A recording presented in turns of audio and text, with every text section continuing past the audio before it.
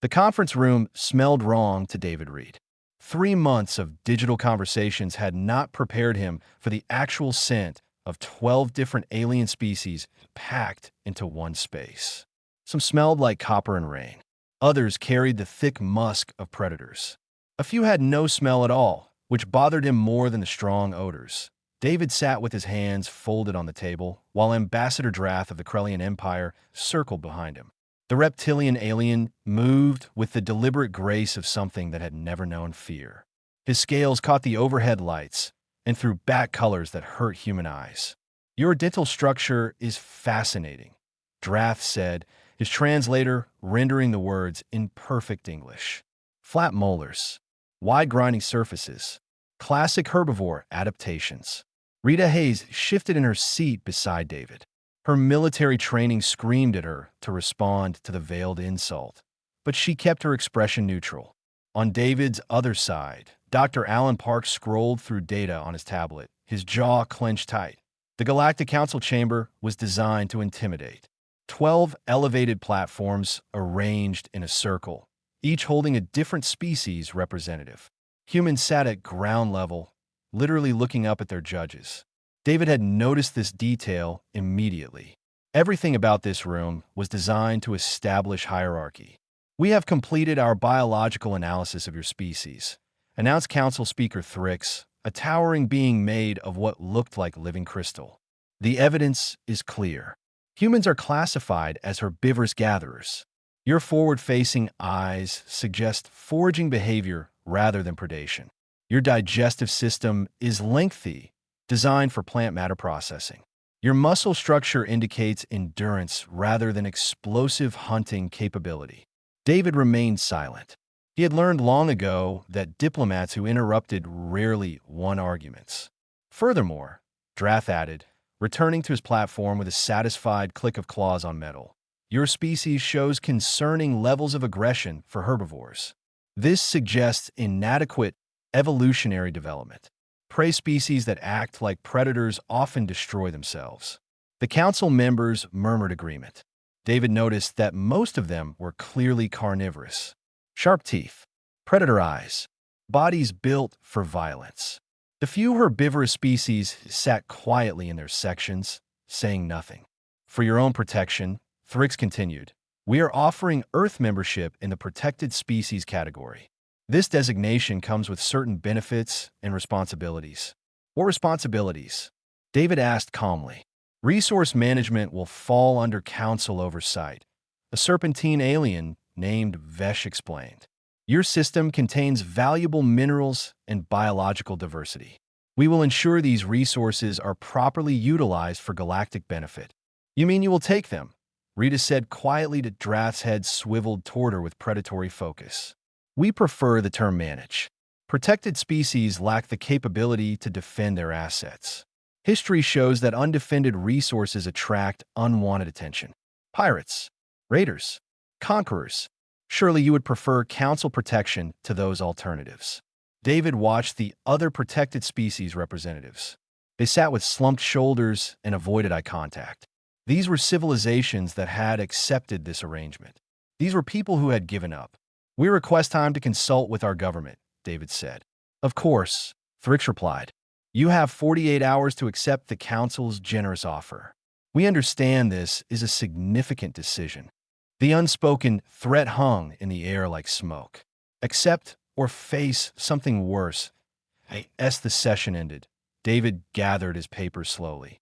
Other delegates filed out, most ignoring the humans entirely. A few shot curious glances.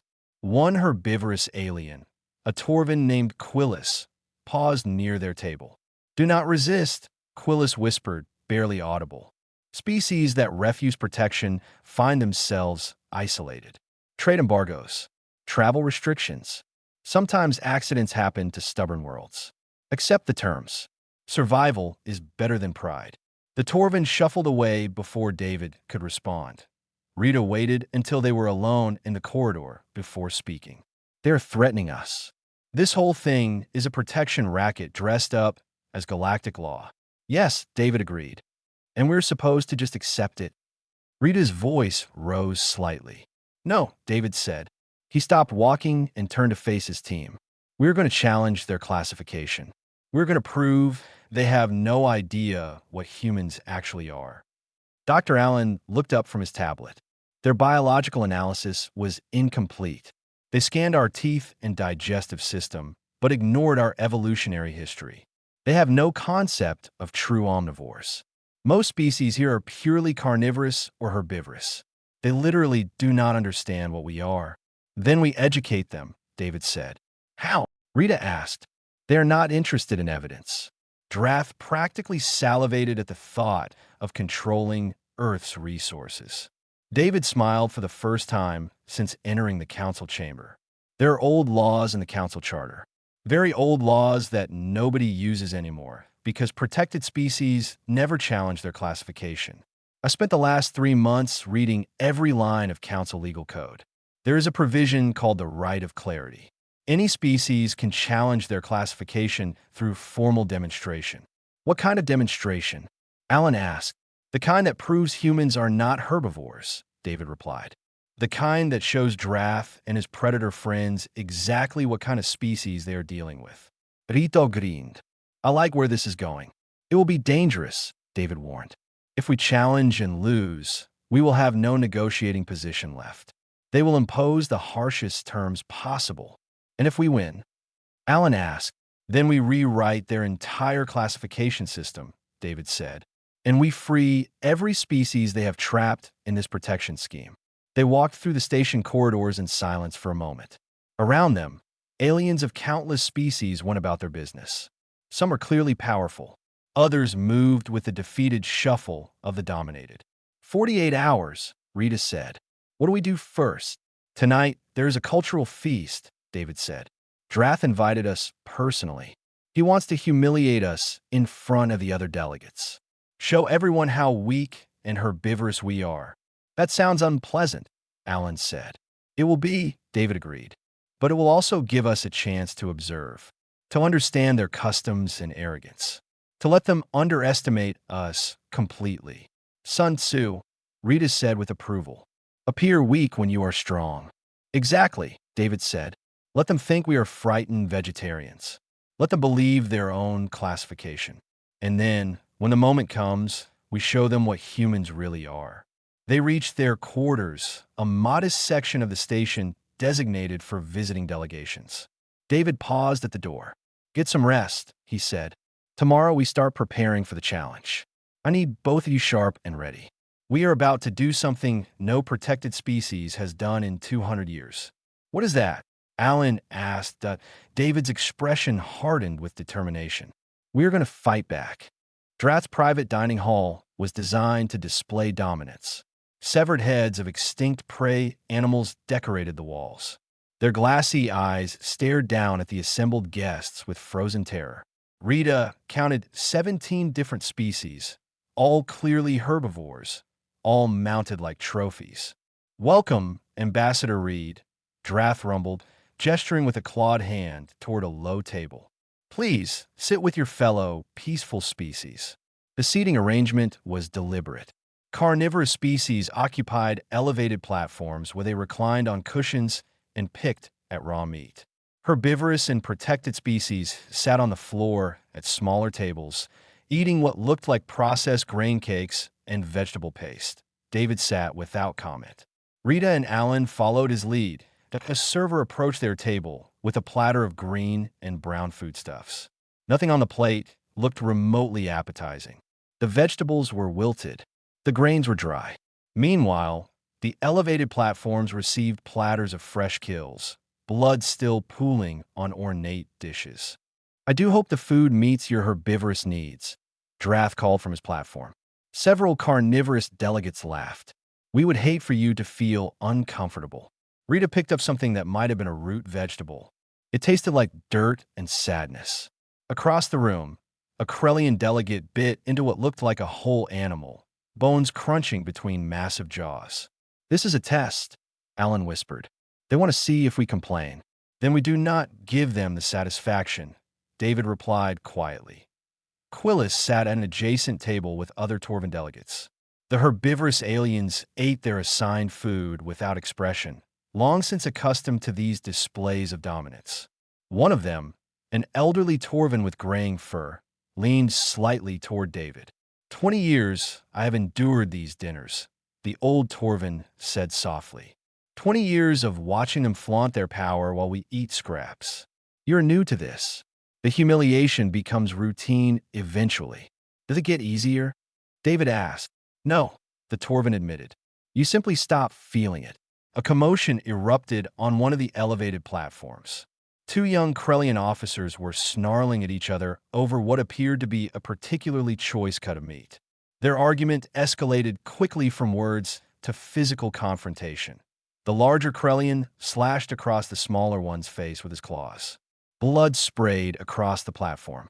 The smaller officer roared and lunged forward. They crashed together in a tangle of scales and claws and snapping teeth that Rita's hand moved instinctively toward her hip, where her weapon would normally rest. David caught her wrist gently. No, he said. The fight continued. Other carnivorous delegates watched with interest but made no move to intervene. Council guards stood at their posts, completely unconcerned. Blood pooled on the platform and dripped onto the floor below. After what felt like an eternity, the larger Krellian pinned his opponent and roared victory. The smaller officer submitted, exposing his throat. The winner bit down just hard enough to establish dominance, then released him. Drath applauded. Magnificent display of natural behavior. This is what real species do. We establish hierarchy through strength. He turned his gaze to the human table. Tell me, Ambassador Reed, how do your people settle disputes? Strongly worded letters? Committee meetings? We talk first, David said calmly. We fight if talking fails. But you are herbivores, Drath said with mock confusion. Herbivores do not fight. They run. They hide. They submit. David took a bite of the terrible grain cake on his plate. He chewed slowly and swallowed before responding. Is that what you believe? That is what the evidence shows, Drath replied. Your species lacks natural weapons. No claws, no fangs, no venom. Your bodies are soft. Your senses are weak. You are prey animals pretending to be something more. Around the room, other carnivorous delegates nodded agreement. The herbivorous species at the lower tables said nothing, keeping their eyes down. I have studied your history files. A serpentine delegate named Vesh added. You fight each other constantly. Wars, conflicts, violence. This is inefficient behavior for herbivores. It suggests psychological instability.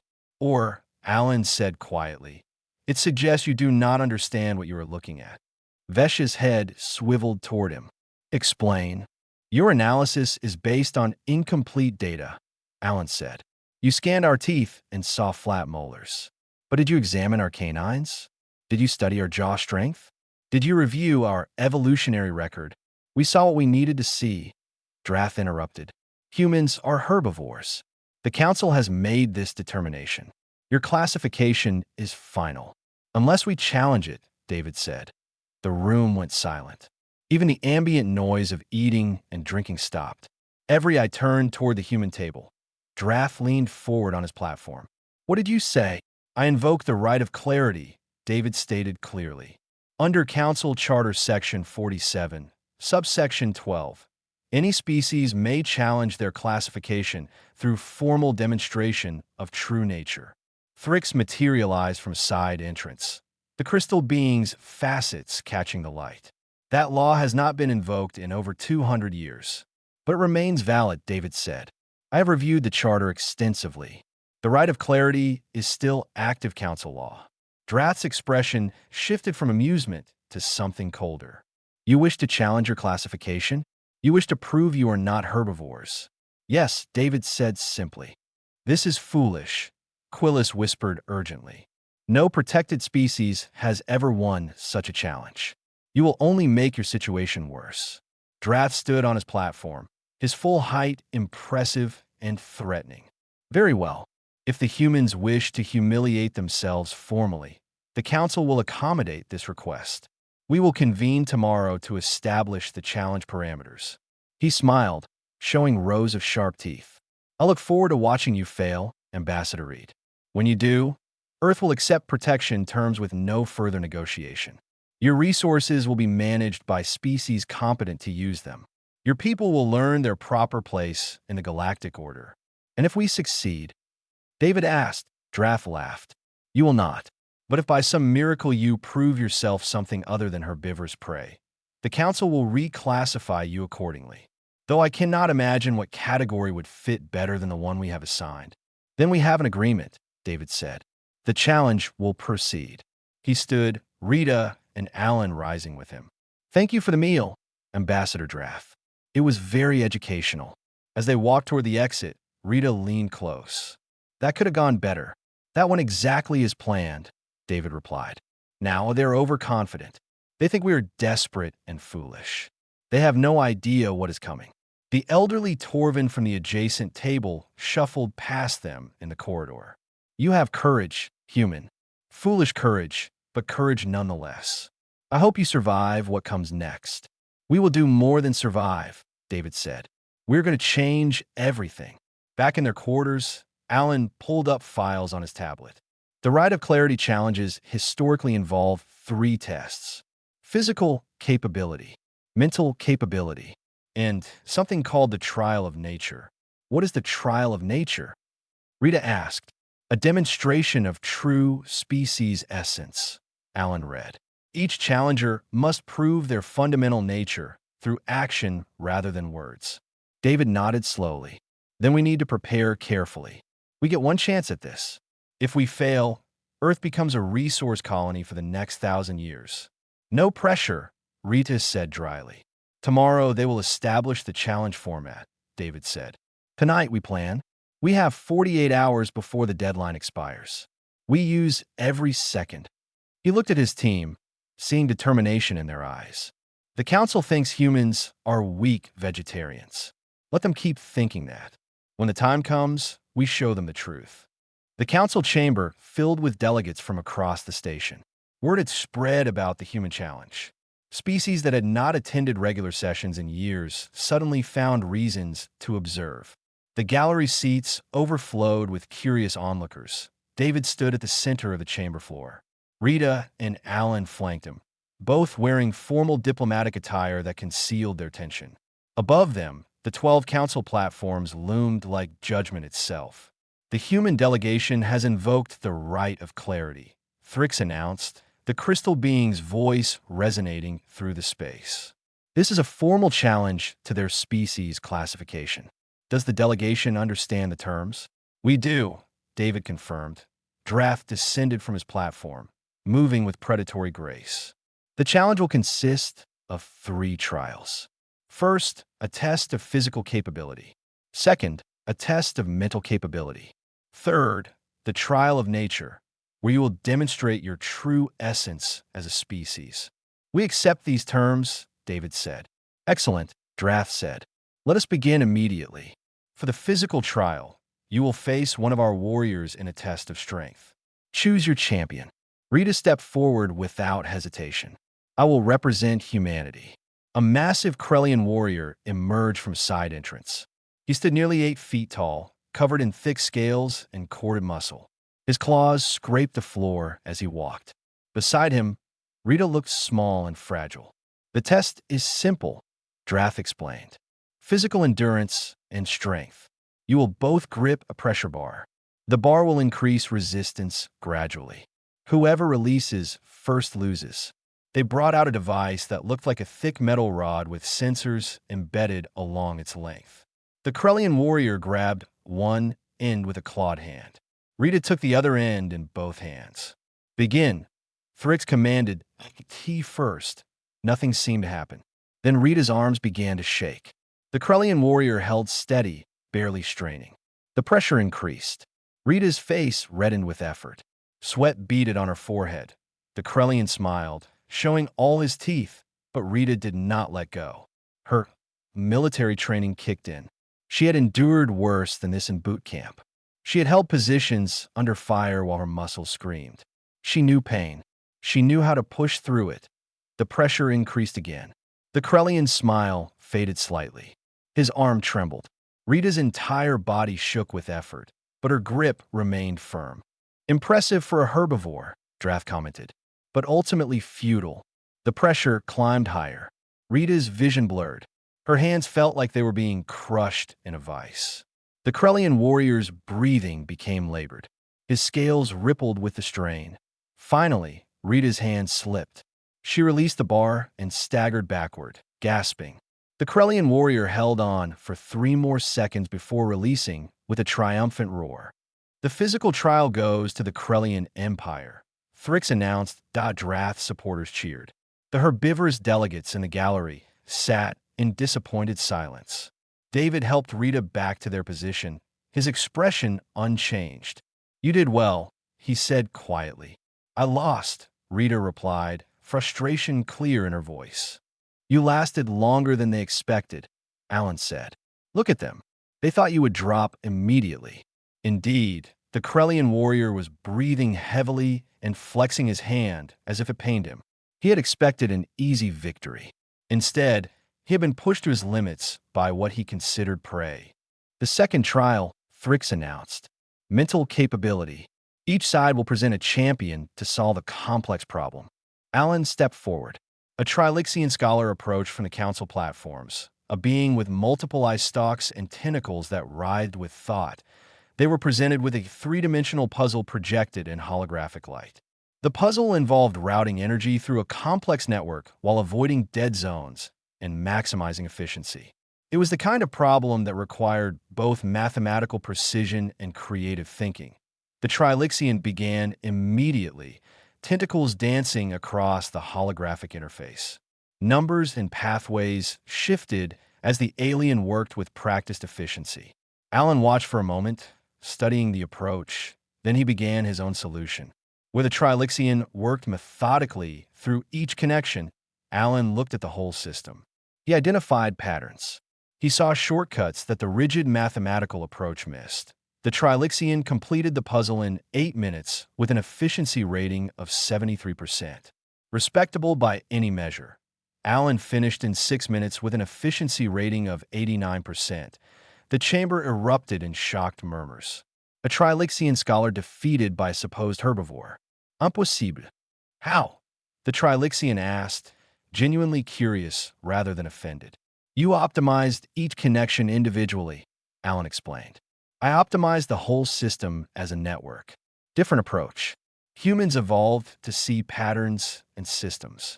We had to track migration patterns, weather patterns, seasonal changes. Our brains adapted to think in networks and connections. Frix's voice cut through the noise. The mental trial goes to the human delegation. We are tied, 1-to-1. Drath's expression hardened. This was not going according to his expectations. Then it comes down to the trial of nature.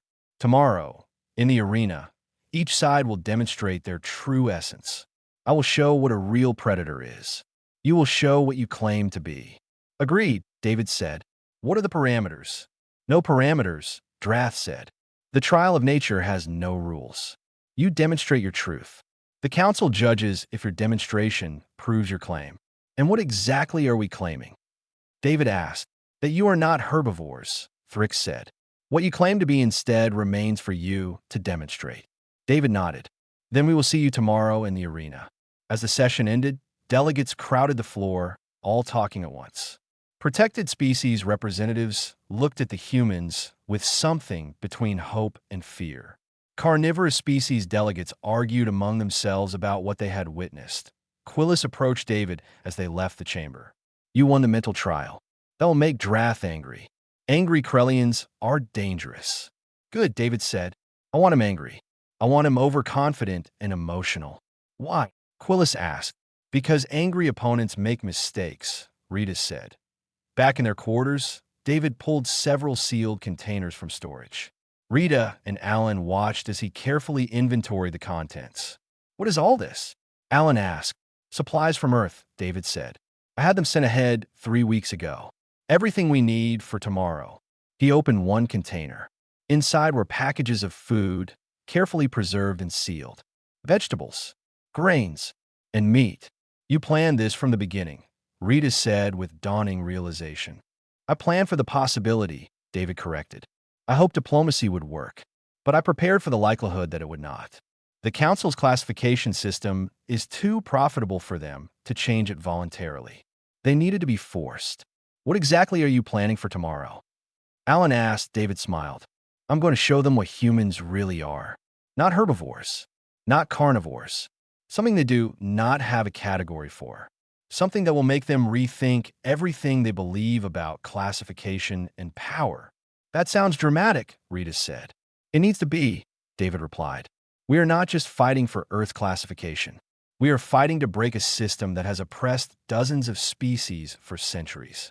Tomorrow, in that arena, we either change everything or we lose everything. He looked at his team. Get rest. Tomorrow is going to be the most important day in human galactic history. After Rita and Alan left for their rooms, David stood alone, looking out at the stars through the viewport. Somewhere out there, Earth continued spinning. Billions of humans going about their lives, unaware that their future was being decided in an alien arena that he thought about his ancestors. Humans who had crossed frozen land bridges and sailed unknown oceans. Humans who had climbed mountains and crossed deserts. Humans who had looked at the impossible and said, not today. Tomorrow, he would show the galaxy what those ancestors had known. Humans were survivors, and survivors did not accept defeat, not when they could fight back. The arena was an engineering marvel, a massive biodome that could simulate environments from 100 different worlds. Today it was configured as neutral ground, a flat expanse of dirt and stone under artificial sunlight. Viewing galleries surrounded the space, packed with thousands of spectators. David had never seen so many aliens in one place. Every species on the station seemed to have sent representatives. Some came to watch the humans fail. Others came hoping to see something impossible happen. Drath entered from the opposite side of the arena, followed by handlers carrying a large containment unit. The crowd roared approval. The Krellian raised his arms, acknowledging the cheers like a champion. People of the Galactic Council, Thrix's voice boomed across the space. We gather to witness the trial of nature. Ambassador Drath of the Krellian Empire will demonstrate the nature of a true predator. Ambassador David Reed of Earth will demonstrate whatever nature he claims for humanity. Let us begin, Drath announced. His handlers opened the containment unit that a creature emerged, something like a deer but larger, with 6 legs and crystalline antlers. It was beautiful and terrified. The creature bolted the moment it saw open space. Running in blind panic across the arena floor, Drath pursued. He moved with frightening speed, closing the distance in seconds. The crowd cheered as Predator chased prey in the eternal dance of nature. Drath brought the creature down with brutal efficiency, claws tearing into flesh that he held the dying animal up for all to see, then bit into its throat. Blood ran down his scales as he fed, raw and savage. The carnivorous species in the audience roared approval. The herbivorous species looked away or watched in silent horror. When Drath finished, he stood over the carcass and roared triumph. This is nature. This is what real species do. We hunt. We kill. We feed. He turned to face David across the arena floor. Now show us your nature, herbivore. Show us your plants and your weakness. David walked to the center of the arena alone. He carried a simple pack and nothing else. The crowd quieted, curious despite their certainty of what would come. They expected him to harvest some plant, perhaps prepare a salad. It would be anticlimactic after Drath's display. David knelt and opened his pack. He removed several items with deliberate care. Stones, kindling, a small metal container. He arranged them methodically while the audience murmured confusion. What is he doing? Someone asked from the gallery. David struck flint against steel. Sparks flew. The kindling caught. Within moments, he had a small fire burning. The crowd's murmur became exclamations of surprise. Many species in the audience had never seen fire used this way. Their civilizations had developed technology that bypassed this primitive stage. Fire was something that destroyed forests and ships. It was not something you created deliberately and controlled. Some species in the herbivorous sections shrank back instinctively. Others leaned forward in fascination. David fed the fire carefully, building it to the right size. Then he reached into his pack again. He removed sealed packages and opened them one by one. Vegetables, grains, and meat preserved from Earth. He has plants and animal flesh, a delegate observed. Is this some kind of joke? David arranged stones around his fire to create a cooking surface. He placed the meat on the hot stones. The smell of cooking filled the arena. He added vegetables to cook beside the meat. He prepared both simultaneously with practiced ease. I do not understand, Drath called out. What are you doing? David looked up at him while tending his fire. I am demonstrating human nature. He let the food cook while he spoke. You called us herbivores because we eat plants. You saw our flat molars and long digestive tract and made assumptions. But you stopped looking too soon. From his pack, he removed a tablet and activated a holographic display. Images appeared in the air above the arena floor, visible to the entire audience. Images of human evolution. Umanzunting, Umansgataring, Umanskun. Humans evolved as persistence hunters, David explained, his voice carrying across the arena. We did not have your speed, Ambassador Drath. We did not have your claws or your strength. So we developed something else. Endurance. The hologram showed ancient humans running after prey animals across vast plains. We chased our prey until they collapsed from exhaustion. An animal can sprint faster than a human, but no animal can run as long as a human. We hunted by simply refusing to stop. The images shifted to show humans tracking, using tools, working together. We needed every advantage because we were not built to be predators. We made tools. We used fire. We worked in groups. We adapted. David checked his food.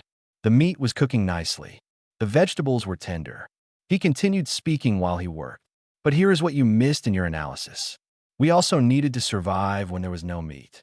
So we ate plants, seeds, roots, berries, anything that kept us alive.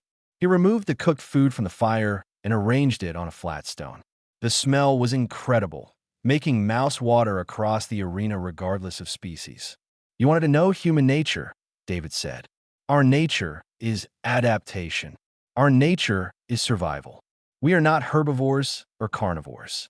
We are omnivores. He picked up a piece of cooked meat. The bone was still attached. David bit into the flesh and chewed slowly.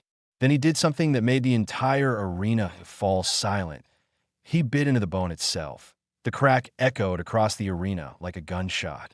David's jaw muscles flexed as he crushed the bone between his teeth. He chewed the fragments and swallowed them, maintaining eye contact with Drath the entire time. The crowd erupted in shocked exclamations. Even carnivorous species rarely ate bones. The jaw strength required was immense. The digestive system needed to handle it was specialized. Our ancestors needed every calorie from every kill, David said calmly. Meat, marrow, bones. We crushed them all and extracted every bit of nutrition we could, because survival meant using everything available. He took a bite of vegetable next, chewing and swallowing it just as easily. And when there was no meat, we ate these. We did not prefer one over the other. We preferred whatever kept us alive. Drath stared across the arena, his confidence shaken. This was not what he had expected. This was not herbivorous weakness or carnivorous aggression. This was something else entirely. Fire, David continued, gesturing to his small control blaze. We are the only species that evolved to use fire as a tool rather than fear it as a threat. We cook our food. This makes plants more digestible. It makes meat safer. It allows us to eat things other species cannot. He stood, leaving his meal half finished. You asked what human nature is. This is it. We take what is available and make it work. We adapt our environment instead of being limited by it. We survive in conditions that would kill other species because we refuse to accept limitations. Alan stepped forward with more data. Humans colonized every environment on Earth before we reached space. Deserts, tundra, mountains, islands, jungles. We lived in places with no natural food sources for our biology, and we survived anyway. We changed our methods. We adapted. We found a way. Rita added her own testimony. Human endurance is legendary on Earth. We run ultramarathons. We swim in freezing water. We climb mountains without oxygen. Not because we were built for it, but because we decided it's possible and then make it happen. The hologram shifted to show humans doing impossible things. Crossing deserts, swimming frozen seas, climbing vertical cliffs, running distances that would kill most animals. You wanted to classify us, David said, but we do not fit in your boxes. We are not predators who hunt for sport. We are not prey who run from danger. We are survivors who do whatever is necessary. He picked up the bone he had bitten earlier and held it up for all to see. The teeth marks were clear, deep gouges in solid bone. You called us weak vegetarians, David said quietly, but his voice carried across the arena. You were wrong about the vegetarian part. Were you also wrong about the weak part? The question hung in the air like a challenge. Drath had no answer. His entire understanding of human biology and nature had just been shattered by a demonstration of controlled fire and crushed bone. Thrix descended from the council platform. The trial of nature is complete. The council will deliberate. But David was not finished. Before you deliberate, you should know something else. You're not just judging Earth's classification today. You are judging your entire system. The council chamber reconvened within the hour. The galleries were even more packed than before. Word of David's demonstration had spread across the station like wildfire. Species that had never cared about council proceedings suddenly demanded access to observe. Thrix called for order, but the chamber remained chaotic. Council members argued among themselves. Protected species delegates whispered urgently. Carnivorous species representatives looked uncertain for the first time in centuries. The trial of nature has concluded, Thrix announced. The council must now determine if the human demonstration proved their claim of misclassification. It proved nothing, Drath declared, but his voice lacked its usual confidence. So they eat both plants and meat. So they use fire. This does not change their fundamental weakness. They still lack natural weapons. They still have no place among true predators. We never claimed to be predators in your sense, David replied. We claim to be something you do not have a category for. Adaptive omnivores, species that survive through flexibility rather than specialization. A herbivorous delegate from the Torvin section stood. It was the elderly Torvin from the dinner, the one who had accepted 20 years of humiliation. His voice shook but carried clearly. I wish to speak about the protection system. Thrix turned to face him. This is not the appropriate forum for that discussion. When is the appropriate time? The old Torvin demanded. We have accepted your protection for generations. We accepted it because you told us we were weak. You told us we needed strong species to manage our resources and defend our worlds. He gestured toward David. But this human just demonstrated something important. Weakness is not about biology. It is about accepting limitations that others impose on you. Other protected species delegates began standing. One by one, they found their voices that a delegate from a species called a Perrine spoke next. 23 years ago, we accepted protection terms. The council told us pirates would raid our system without their oversight. But in 23 years, the only ships that took our resources were council-authorized vessels. We have been paying for protection from a threat that never existed. Quillis stood, his voice stronger than David had heard before. The Torvin homeworld produces rare minerals essential for advanced technology. Before we accepted protection, we traded these minerals freely and prospered. After protection, the council manages our exports and takes 70% of all profits. They call it management fees. We call it theft. Drath slammed his claws on his platform. These species lack the capability to defend themselves. Without our oversight, they would be conquered by worse powers. Name one, Rita said clearly. Name one species that actually threatened these worlds before the council intervened. Drath opened his mouth and closed it again. He had no answer because the answer would expose the truth. The protection system was not about protecting weak species. It was about exploiting them. The human demonstration proves a larger point, Allen said, activating his tablet to display data across the chamber. Most species in the galaxy are specialized. You're predators or prey. herbivores or carnivores. Your evolutionary paths focused you into narrow roles. But specialization creates dependency. The data showed distribution charts and evolutionary trees. Protected species are not weak. They're simply less aggressive. They evolved in environments where cooperation worked better than conflict. That does not make them inferior. It makes them different. And you exploit that difference, David said, looking directly at Giraffe. You take peaceful species and tell them they need warriors to survive. You take herbivores and tell them carnivores will destroy them without council intervention. You create fear to justify control. Thrix's crystalline form seemed to dim slightly. These are serious accusations. They are facts, David replied, and they are relevant to our classification challenge. You classified humans as herbivores not because the evidence supported it, but because it fit your system. You saw what you wanted to see. You ignored what did not fit your predetermined categories. You turned to address the entire council. Humans are adaptive omnivores. We eat everything. We live everywhere. We use tools and fire and cooperation to overcome our biological limitations. We do not fit in your predator-prey classification because we are neither in both. Impossible, a carnivorous delegate declared.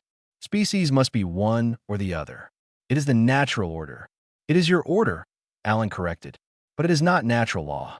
Earth has thousands of omnivorous species. Bears eat berries and fish. Pigs eat roots and small animals. Rats eat grain and meat. Omnivores are common on our world. They are rare in your galaxy, so you have no category for them. David pressed the advantage. We propose a new classification, adaptive omnivore, a category for species that survive through flexibility rather than specialization. And we propose a review of the protection system to determine which species are actually protected versus which are being exploited. The chamber exploded into argument. Council members shouted over each other. Protected species delegates demanded to be heard. Carnivorous species representatives tried to shut down the discussion. Quilla spoke over the chaos. I call for a formal vote on the review of protection classifications. Let the council decide if this system serves its stated purpose or serves other interests. Seconded, the old Torvin called out. This is unprecedented. Thrix protested. The protection system has stood for over 500 years. That does not make it right, David said. Duration does not equal justice. Review the system. Let these species present evidence of how protection has actually functioned versus how it was supposed to function. Let the truth be heard. Drath stood at his full height. This is human manipulation. They come here, challenge their classification, and now attempt to overthrow established galactic order. This is exactly why weak species need oversight. They cannot be trusted with power. We are not seeking power, David said calmly. We are seeking fairness. There's a difference. Read a step forward. I have spoken with security personnel from protected worlds. They have stories. Stories of how protection works in practice. Stories of resources taken, profits diverted, complaints ignored. Would the council like to hear these testimonies? Thrix raised crystalline hands for silence. The council will vote on two matters. First, the classification of humanity. Second, whether to conduct a formal review of the protection system. These votes will proceed immediately. The council members returned to their platforms. The voting display activated, showing 12 positions. On the matter of human classification, Thrix announced, do humans qualify for reclassification from herbivorous gatherers to a new category of adaptive omnivores? The votes appeared one by one. 7 in favor, 4 against, 1 abstention. The motion passes, Thrix declared. Humanity is reclassified as adaptive omnivores, the first species to hold this designation. Earth's membership will be granted without protection status. The protected species delegates erupted in cheers. It was the first time in council history that a species had successfully challenged their classification. On the matter of reviewing the protection system, Thrix continued. This vote was closer. 6 in favor, 5 against, 1 abstention. The motion passes by narrow margin, Thrix announced. A formal review committee will be established to examine protection classifications and their implementation. Drath's expression darkened with rage. This is a mistake. The Council has allowed these humans to undermine centuries of stable governance. There will be consequences. Is that a threat?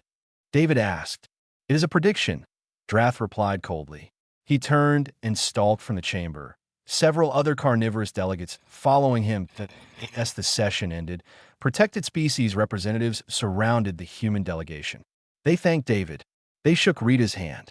They asked Alan questions about human evolution and adaptation. The old Torvin gripped David's arm with surprising strength. You have given us hope. For the first time in 20 years, I believe change is possible. Thank you. The hard part comes next, David warned. Drath and his allies will not accept this quietly. They have too much invested in the current system. Then we stand together, Quillis said. Other delegates nodded agreement. Back in their quarters, David's team finally allowed themselves to relax slightly. We did it, Rita said, disbelief clear in her voice. We actually did it. We started something, David corrected. Whether we finished it remains to be seen. Drath is right about one thing. There will be consequences. A message alert chimed. David read it and smiled. Earth Command is sending additional ships, scientists, diplomats, and yes, military vessels. Just in case. How do they know? Alan asked. I sent them the proposal 3 weeks ago, David admitted. I told them we would either win through diplomacy or force a confrontation. Either way, we would need support. Rito left. You planned this entire thing. I planned for multiple outcomes, David said. The best diplomats always do. But I could not have predicted it working this well. The protected species finding their voice made the difference. He looked out at the stars. The galaxy is about to change. Species that have been silent for centuries are going to start demanding answers. The Council will have to choose between reform and confrontation. What do you think they will choose? Alan asked. Both, David said. Some council members will support reform. Others will fight it. The galaxy is about to get complicated. Good, Rita said. Complicated we can handle. Humans are excellent at complicated. Share 3 weeks after the vote. The council station looked different.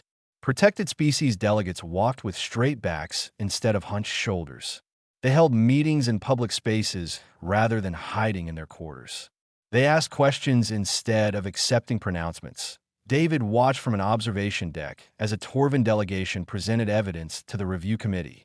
They had documents, records, proof of how protection had functioned as exploitation. Other species were preparing similar presentations. Change happened slowly, then all at once, Rita observed, joining him at the viewport. Lincoln said that, David replied, or something close to it. How is the committee doing?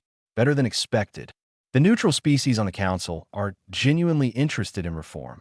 The carnivorous bloc is fighting every step, but they are losing ground. The evidence is too clear to ignore. Alan arrived with his tablet, displaying fresh data. 6 more species have formally requested classification reviews. They want to challenge their protected status. They're using our case as precedent. Good, David said. That is exactly what should happen. A message chimed. David read it and frowned. Drath wants a private meeting. Just the 2 of us. That sounds like a trap, Rita said immediately. Probably, David agreed. But refusing would show weakness. I will meet him in a neutral location with security present. 2 hours later, David sat across from Drath in a small conference room. Council guards stood at both entrances. Everything was being recorded for the official record. You have caused considerable disruption, Ambassador Reed, Drath said without preamble. I challenged an unjust system, David replied. That is not disruption. That is reform. Drath leaned back in his chair. Do you understand what you have started? The protection system maintained order for 5 centuries. Species knew their place. Resources were managed efficiently. Now you have destabilized everything. Stability built on exploitation is not peace, David said. It is oppression with better marketing. Your species has been part of this council for less than a month, Drath continued. Yet you presume to judge systems you barely understand. You speak of justice and fairness as if they are universal constants. They are not. They're human concepts. Justice is not a human concept, David replied. Humans just happen to value it. Most species value it when they're the ones being treated unjustly. The difference is we actually try to implement it as policy rather than just complaining about it. Drath's claws tapped on the table. Let me be very clear about something. The Krellian Empire has existed for 3,000 years. We have conquered 40 systems. We command fleets that dwarf anything Earth possesses. If we chose to destroy you, we could. Yes, David agreed calmly. You probably could. The admission seemed to surprise Drath. Then why are you not afraid? Because destroying us would prove everything we have said about your system, David explained. Right now, you are losing the political battle. If you resort to violence, you lose the moral argument completely. Every neutral species would turn against you. The Council would fracture. You would trade stable exploitation for outright war. He leaned forward, and Earth would not go quietly. We are stubborn that way. You might destroy our fleets, but humans would survive somewhere. And we would spend the next 1,000 years making your empire pay for it. Humans are very good at grudges. Drath studied him for a long moment. You are not what I expected. Neither are you, David replied. You are smarter than you pretend. This whole aggressive warrior performance is calculated. But underneath it, you understand politics and power. Of course, Drath said. Stupid warriors do not build empires. They die in pointless battles. I have watched species rise and fall for 2 centuries. I know how power works. Then you know the protection system is unsustainable, David said. It worked as long as protected species believed they had no choice. But we showed them they do have choices. That knowledge cannot be erased. You can fight reform and watch the system collapse violently, or you can adapt to a new reality. Adapt, Drath repeated. Like humans. Exactly like humans, David confirmed. We lost our natural weapons in evolution. We lost our fur. We lost our speed. But we gained something better. Adaptability. The ability to change our strategies when circumstances change. Drath was silent for a moment. What are you proposing? A compromise, David said. Some species genuinely need protection. Not from pirates or raiders, but from their own inexperience with galactic politics. Let protection become what it claimed to be. Actual assistance instead of exploitation. Fair trade instead of resource theft. Partnership instead of dominance. And in return, the Krellian Empire gets to lead that reform, David explained. You become the architects of a better system instead of the defenders of a broken one. History remembers adapters as wise. It remembers resistors as obstacles. Drath's expression was unreadable. You are asking my people to give up significant profits and power. I am asking your people to invest in stability, David corrected. Short-term profits versus long-term survival. Empires that do not adapt die. You know this. Your own history proves it. This would require convincing my government, Drath said. They will not accept it easily. Then be persuasive, David replied. You have political skill. Use it. Show them the alternative is worse. Show them that leading reform is better than being crushed by it. Drath stood. I will consider what you have said. But understand something, Ambassador Reed. If this fails, if the Council descends into chaos, the Krellian Empire will respond with force. We will restore order our way. And if it succeeds, David asked, then perhaps humans are as adaptable as you claim, Drath said. He left without another word. Rita was waiting outside. How did it go? Better than expected, David said. He is considering the compromise. That is more than I hoped for. Over the following weeks, changes continued to accelerate. The review committee published preliminary findings that shocked many council members. Protection classifications had been applied inconsistently. Resource management showed clear patterns of exploitation. Species designated as protected often had capabilities that were ignored or suppressed. More surprisingly, Drath began supporting moderate reforms. He proposed restructuring protection agreements to include sunset clauses and regular reviews. He suggested profit-sharing models for resource management.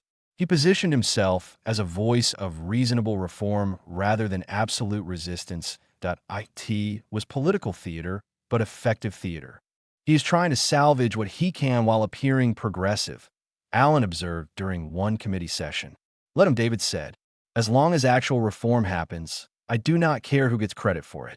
6 months after the vote, the council passed the Reform Protection Act. Species could still request protection, but the terms were radically different.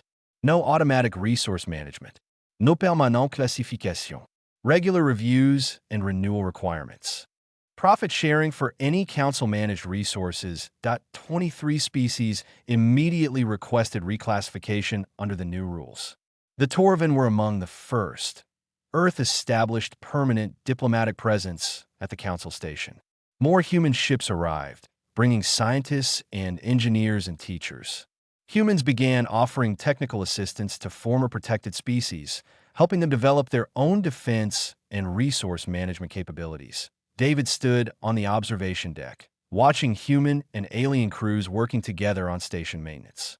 Rita joined him, as she often did during these quiet moments. Command wants you to return to Earth, she said.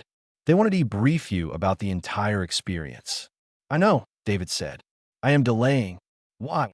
Because this is not finished, David replied. Reform is fragile. It needs constant attention. If I leave now, everything we built could collapse. You cannot stay here forever, Rita pointed out. No, David agreed. But I can stay long enough to make sure the foundation is solid. Alan approached with news. The Perrine just launched their first independent trade mission. No council oversight. They're negotiating directly with mineral buyers. Good for them, David said. Also, Quillis was elected as the first chairman of the Reform Protection Committee. He is already planning outreach to species that might benefit from actual assistance versus exploitation. David smiled. See, it is working. Species are taking control of their own futures. That is what matters. Rita looked out at the stars. You know what I find interesting? We came here because the council thought humans were weak vegetarians. Now humans are known as the species that rewrote galactic politics. We are also still known as the species that crushes bones between our teeth, Alan added. That image really stuck with people. Good, David said. Let's stick. Let them remember that humans are not what others assume we are. Let them remember that adaptability is strength. Let them remember that accepting false classifications leads to real oppression. A young Torvin approached hesitantly. Ambassador Reed? I'm a student studying galactic politics. May I ask you a question? Of course, David said. They say you planned this entire reform from the beginning. Is that true? David considered his answer carefully. I planned to challenge our classification. I hoped it would inspire others. I did not plan a galaxy-wide reform movement. That happened because protected species were ready to demand change. They needed someone to demonstrate that change was possible. Humans happened to be in the right place at the right time. So it was luck, the student asked. Luck is what happens when preparation meets opportunity, David replied. Humans prepare by studying council law and history. The opportunity arose when we were classified incorrectly. We made the most of it. The student thanked him and left. Rita left quietly. You sound like a philosopher. Diplomacy is philosophy with better funding, David said. That night, David sent his report to Earth Command. He recommended they establish a permanent delegation and invest in building relationships with reform-protected species. He suggested cultural exchange programs and joint research initiatives. He proposed treating the council as partners rather than adversaries. He ended the report with a personal observation. Humans entered galactic politics as supposed herbivores. We leave this chapter as adaptive omnivores who change the system. Future challenges will require continued adaptability. We must remain flexible, creative, and willing to challenge assumptions, including our own. This is what makes us human. This is what makes us survivors. Weeks later, David finally agreed to return to Earth for his formal debriefing. Rita and Alan would remain at the station, continuing the work they had started on his last night. The council held a ceremonial dinner. It was different from the first dinner Giraffe had hosted. All species sat together as equals. The food was diverse, accommodating every dietary requirement. Protected species delegates sat with council members in actual conversation rather than silent submission. Giraffe approached David during the event. You were right about adaptation. My government has accepted the reforms. They see the long-term benefits now. I'm glad, David said. Change is easier when everyone participates willingly. Do not misunderstand, Drath added. We still disagree on many things. The Krellian Empire still believes in strength and hierarchy. We simply recognize that strength can take different forms. That is progress, David said. It is adaptation. Drath corrected with something that might have been amusement. Perhaps we learned something from humans after all.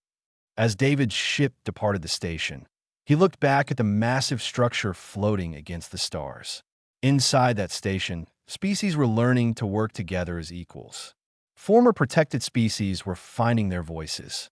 Humans were establishing themselves as thoughtful contributors to galactic civilization. They had called humans weak vegetarians. Then David had crushed bone between his teeth and showed them the truth. Humans were survivors, adapters, species that refused to accept false limitations. The galaxy had learned this lesson. David hoped they would remember it, because humans were just getting started.